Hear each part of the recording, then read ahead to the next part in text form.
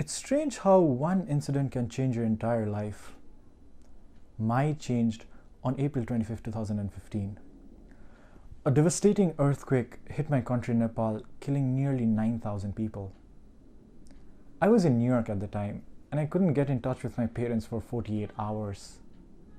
When I finally contacted them, I got to know that the earthquake had destroyed our house. They had barely escaped as the building collapsed. That day, our lives reset.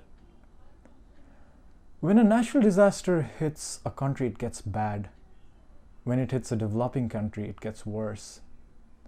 Hundreds of international organizations and countries pledged relief packages for Nepal. Diplomats, social workers, journalists all came pouring down to make a difference.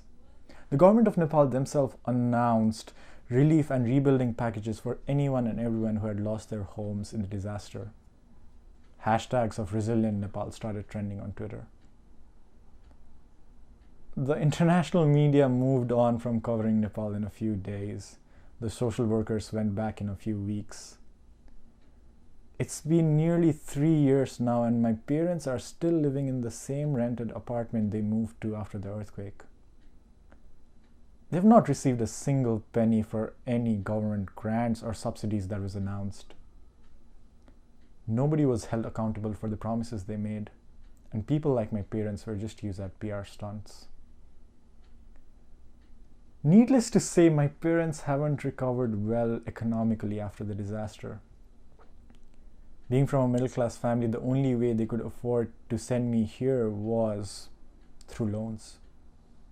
Their resources were already pretty stretched when they first decided to do that. Now, it's become impossible. I have to drop out, forget everything I did in the last 3.5 years, and move back to Nepal in a month. If you're still listening to me, you can make a difference. I have tried my best not to be bogged down by that one day and keep going on for the last 2.5 years. But I need your support for this one last lap.